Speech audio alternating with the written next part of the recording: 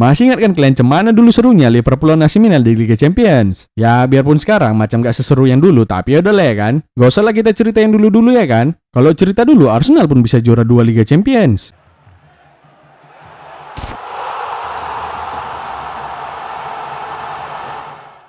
Oke kawan-kawan, hari ini aku mau cerita sedikit lah tentang drawing Liga Champions musim 2021-2022. Cemana kabar kalian? Udah rindu kali aku sama kalian. Sorry ya lama kali nggak bikin video. Cemana lah, udah vaksin, udah prokes pun masih kena covid juga gue ya kan. Entah cemana imun tubuh gue ini, kayak pertahanan Arsenal gue tengok.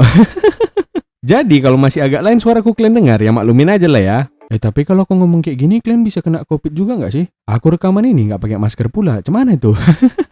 Khusus untuk video ini, kalian pakailah dulu masker kalian ya, ketularan pula nanti kalian. Tapi sebelum itu, buat kalian yang suka cari kesibukan lain, aku mau ngasih rekomendasi nih buat kalian. Sebuah aplikasi baru yang bisa bantu aku buat mendapatkan income tambahan. Aplikasinya bernama Binomo. Binomo ini adalah sebuah aplikasi investasi ya kawan-kawan. Nah, aku udah investasi di Binomo ini kurang lebih 4 bulanan lah. Dan sekarang aku mau nunjukin gimana cara menggunakan aplikasinya. Caranya itu, kita harus mempelajari atau menganalisa arah grafik dan melihat apakah grafiknya akan naik atau turun. Ini aku pakai akun realku ya kawan-kawan. Nah, di sini aku akan mulai invest sebanyak 280.000. Setelah ku analisa arah grafiknya, biasanya kalau grafiknya kayak gini cenderung naik kawan-kawan. Oke, aku invest 280.000 dan aku pilih naik. Sekarang kita tunggu ya.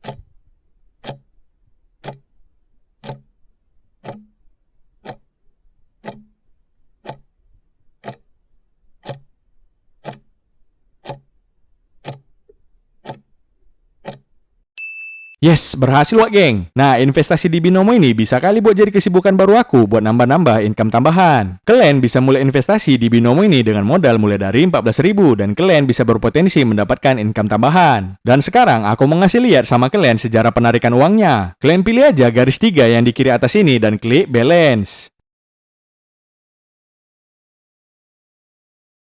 Oh iya, tapi ku kasih tahu sama kalian, investasi di Binomo ini cuma buat kalian yang udah berusia 18 tahun ke atas ya. Dan ingat, yang namanya investasi memang ada risikonya, jadi modal kalian bisa berisiko juga. Khusus buat kalian, aku ada kode promo nih buat dapatin bonus deposit di akun kalian. Jadi, tunggu apa lagi? Langsung aja kalian download aplikasi Binomo ini atau klik aja link yang di deskripsi yang ada di bawah ini. Oh iya, makasih juga lah ya geng, suara Cinol udah tembus 500.000 subscribers, paten nggak ya? Macam biasa lah ya kan, kita layakan aja 500.000 ini dengan vouchervideo.com biar kalian bisa nonton Lionel Messi ya kan? Cara redeem vouchernya kalian cek aja di kolom deskripsi. Siapa cepat, dia dapat. Oke geng? Oke. Sebelum kita ke drawingnya, kita bahas dulu lah final UEFA Super Cup yang menjadi duel antara juara Liga Champions Chelsea melawan juara Liga Malam Jumat Villarreal. Macam yang kalian tahu, Chelsea dan Villarreal berhasil mendapatkan gelar juara setelah buat terpongkeng dua Manchester di final. Gara-gara orang ini dua juara, satu kota Manchester pindah ke Goa. Chelsea di final ini main dengan skema 3 back dengan formasi 3-4-2-1. Abang Kante girang kita duet sama Kovacic. Dan si Werner diplot jadi ujung tombak orang ini. Biawa ini bukan ujung tombak nol, ujung biawa lah ini, tumpul soalnya. Kalau Villarreal main dengan formasi 4-4-2 memanfaatkan combo bola dia dan Gerard Moreno di depan. Mulailah babak pertama ya kan. Menit 21 si Werner dapat celah, duel sprint lah di lawan dua pemain Villarreal ya kan. Kukira bakalan di crossing, rupanya dibawa si biawa ini sampai lewat garis, nabrak TV sponsor pula dia, biawak kali ya. Kalau si Werner nggak usah kalian harapkan lah, jangankan bawa bola, ngumpan bola aja masih salah dia kayak gini. Tengoklah, udah salah ngumpan, di tackle pula Lord Lingard kita, kena kartu kuning lah, Lord itu wak geng. Menit 26, crossing dari Kai Havertz bisa disambut sama Ziyech dan jadi gol. 1-0 lah buat Chelsea ya kan. Nah di sini peran si Werner bagus juga, dia bergerak narik si Pau Torres ke tiang satu supaya si Ziyech dapat ruang syuting yang cukup untuk nendang ke gawang si Sergio Asenjo. Hampir sama kayak di final UCL kemarin ya kan. Tunggu nggak dikasih bola baru penting peran si biawa ini. Ya kan Karena kebobolan si Gode Bening langsung ngegas kali. Sehalo lah biawa, ingat umur pengimeri. Naik gula darah itu payah kita nanti ya kan. Menit 32 si Bolaye masih bisa syuting walaupun udah dihimpit sama bek Chelsea. Tapi tendangan abang ini masih bisa ditepis sama si Mendy. Kalau si Karius ini udah tau lah kalian ya kan ditepisnya kemana, aku no komen lah ya kan. Masuk di penghujung babak pertama, Rudiger buat pelanggaran. Walaupun bolanya duluan disapu sama Rudiger, tapi tetap pelanggaran karena dua kakinya kontak keras sama pemain Villarreal. Si Tuchel pun langsung gak terima dia kartu kuning Rudiger ini. Pala wasitnya kan kartu kuning juga si Tuchel dibikinnya. Untunglah si Tuchel ini masih dikasih kartu kuning. Coba kalau di situ si Mourinho langsung di kartu merah karena udah salah nyolok lagi muncungnya itu. Habis babak pertama 1-0 Chelsea unggul atas Villarreal. Masuklah babak kedua, giliran Villarreal yang naikkan intensitas serangan mereka. Menit 51 si Gerard Moreno bikin syutingan, blunder passing pula si Mendy ya kan. Tapi sayangnya syutingan abang ini masih kena tiang rupanya. Menit 65 diganti si Tuchel lah abang Kante girang kita dengan si Jorginho. Mungkin karena suntuk aja dia tengok si Tuchel si Kante ini asik senyum-senyum aja kerjanya ya kan. Menit 72 Villarreal berhasil menyamakan skor lewat behel cantik bola dia yang disuting langsung sama abang Gerard Moreno. Boom, pojok atas skor 1-1 sampai di penghujung babak kedua. Lanjutlah ke babak extra time. Di sini cuma ada satu peluang Chelsea dari Pulisic karena kepalanya terlalu nunduk pas dapat bola, jadi nggak jelas lah arus syutingan abang ini. Tapi kalau si Werner udah dilihat gitu besarnya gawang di depan matanya, tetap meleset juga syutingan si Biao ini. Karena udah tahu mau lanjut ke babak adu penalti, tak disangka-sangka dan tak diduga-duga, dimasukkan si Tuchel pula abang apek kita ini untuk gantikan si Mendy. Udahlah, ngaku lah kalian, pasti ketawa kalian di sini ya kan. Tapi kurasa ini tak jitunya si Tuchel di babak adu penalti. Soalnya win-win solution ini. Kalau menang terdiamlah biawak-biawak yang ngeremehin Lord apek kita ini. Tapi kalau kalah ada alasan si Tuchel. Ya cemana lah weh, gara-gara si apek inilah kami kalah. Mau apa kita bilang ya kan? Memang biawak kali si Tuchel ini ya kan. Kurasa pas mau masukin si Apek kayak gini dia bilang si Tuchel sama si Apek. Woi Apek, siap-siap kau. Mau aku masukkan kau ini buat jadi kiper penalti. Yo, ini lagi giliran kau untuk bersinar. Hah, sus kau wak? Bentar lah dulu, ku pakai lah dusaran tanganku. Di mana tadi ku taruh ya? Main juga gua. Ku pikir sampai berlumut aku baru dimainkan ya kan. Oke, ingat ya, ini semua tergantung kau sama teman kau yang nendang penalti itu sekarang. Kalau sempat kau gagal, fix lah, nggak usah jadi penjaga gawang lagi kau. Penjaga lilin nanti kau buat, tengok lah. Udah ya, oke ya, jangan berselamat lagi kau. Perlu kau contekan penendang orang itu? Apa ini bos? Bukan The Goa.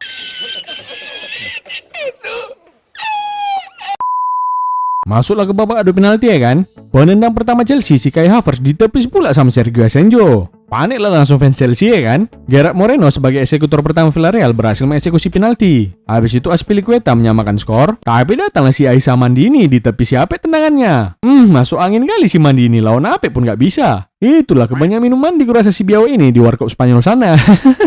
Mandi itu sebutan dari teh manis dingin di Medan ini. Kalau teh manis panas, mapan, manis panas. Tapi kalau muka kalian kena siram manis panas, itu namanya mampus. Penendang ketiga sampai terakhir dari kedua tim sama-sama berhasil mengeksekusi penalti. Masuklah ke babak sudden death ya kan. Si Rudiger berhasil mencetak gol. Habis itu si Raul Albiol maju mengeksekusi penalti. Tapi ditebak siapa arah bolanya ya kan. Paten kali ya. Kalau kata fans Chelsea, di saat Kepaku dimainkan, disitulah timmu dipermainkan. Siapa pun jadi pahlawan Chelsea menjuarai UEFA Super Cup ini. Mau siapapun man of the match yang gak peduli aku. Mau dia mainnya cuma berapa menit, gak peduli aku. Dia king of the match, udah fix. Gara-gara keberhasilan siapa ini, langsung rame lah di medsos nyinggung si De Gea. Kurasa pun habis pertandingan ini si De Gea langsung mohon-mohon sama siapa. King Ape, ajari aku senpai. Seloko, nanti ku ajari. Tapi syaratnya satu. Apa itu senpai? Tanganmu bersih? Bersih. Pas lah, kau korekkanlah dulu pilku ini.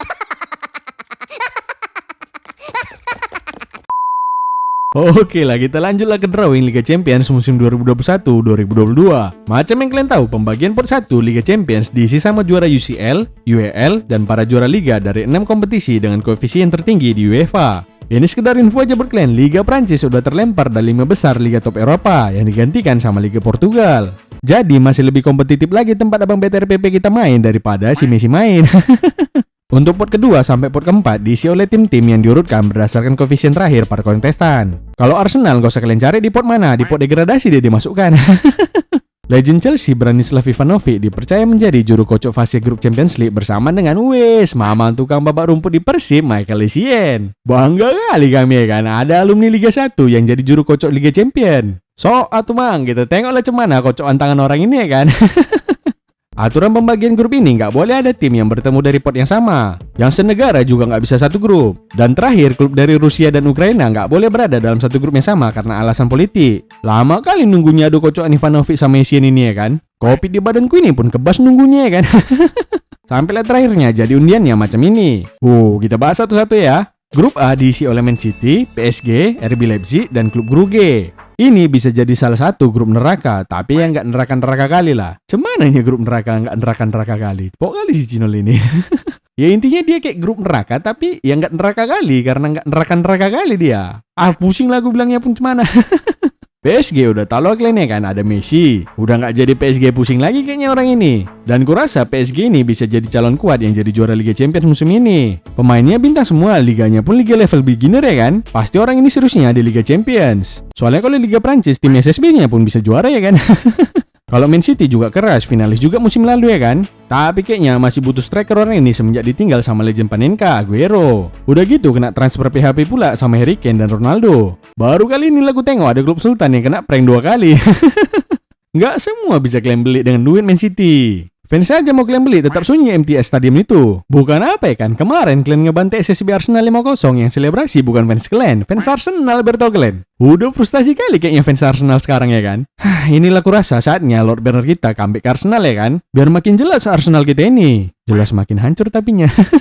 Tapi kayaknya grup ini nggak akan jadi masalah buat PSG sama City. RB Leipzig pun kurasa agak menurun musim ini setelah ditinggal 2 bek sentral mereka, Upamecano dan Konate. Pelatih mereka dulu si Nagelsmann dan kapten mereka si Sabitzer udah cabut juga ke Bayern Munchen ya kan. Comot terus. Tapi biar kayak manapun mereka nggak bisa disepelekan juga. MU pun digeser orang ini musim lalu ke Liga Malam Jumat. Kalau untuk klub Brugge, cemana lah ya, udahlah nggak usah lah kalian main ya kan. Ambil aja duit pertandingan ya, abis itu langsung pulang aja lah kalian.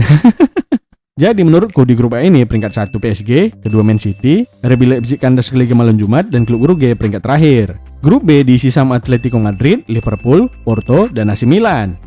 Inilah grup neraka UCL musim ini. Tapi nggak seru kali lah ya kan kalau neraka nggak ada setannya. Nggak ada lagi yang ngebacot gini doang grup neraka ya kan.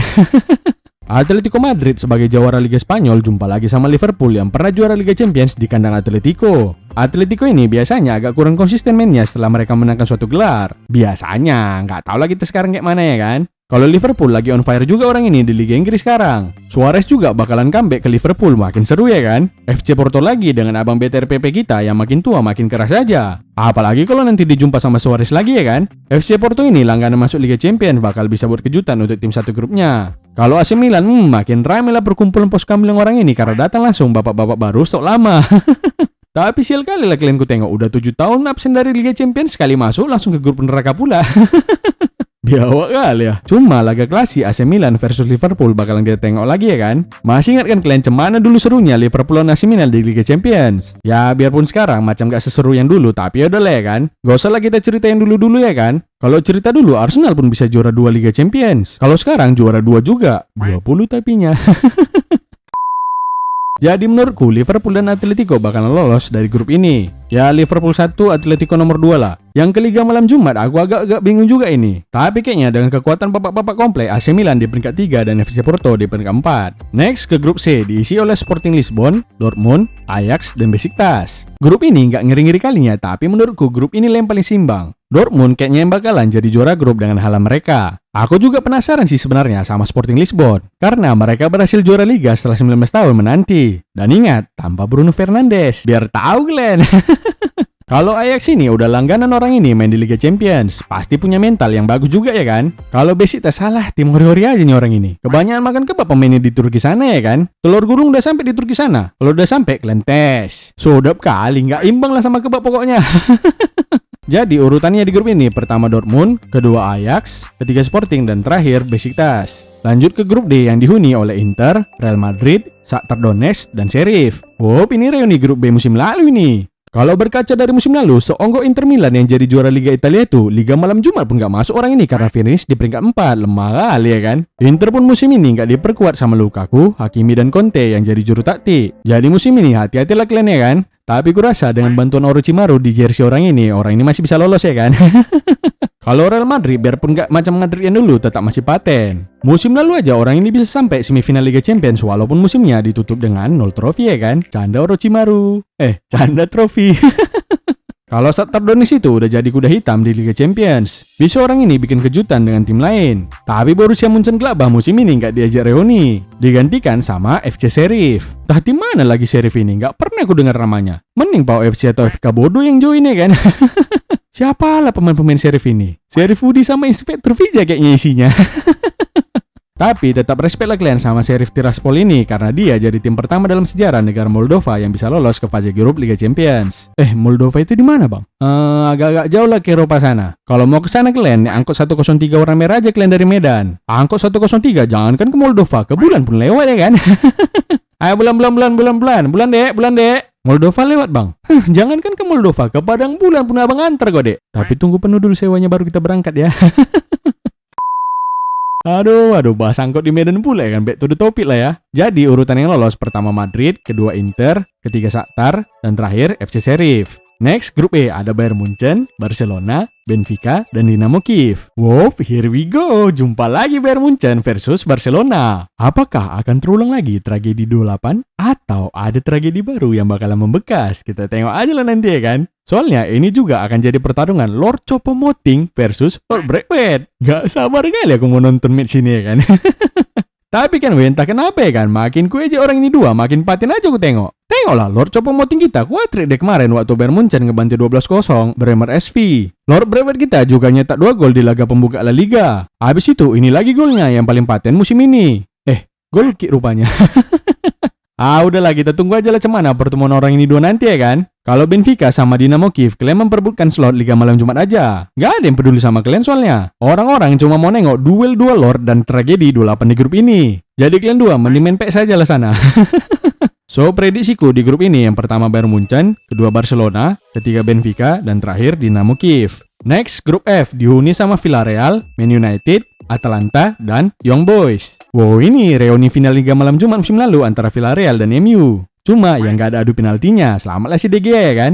MU musim ini makin keras aja ku tengok, apalagi udah resmi orang ini mempersatukan Lord Lingard kita dengan abang kambing kita Ronaldo musim ini. Kalau soal transfer di video selanjutnya aja lah kita bahas ya kan. Seru kali kayaknya bursa transfer musim ini. Atalanta juga udah langganan masuk UCL, jadi lumayan keras lah grup ini. Dan yang terakhir ada Young Boys. Ini anak-anaknya tuan muda isiling apa cemana aku nggak tahu lah ya kan. Tapi emang lumayan muda-muda rata-rata umur squad orang ini 25 tahun. Ya mirip-mirip SSB Meriam Lapu Arsenal lah.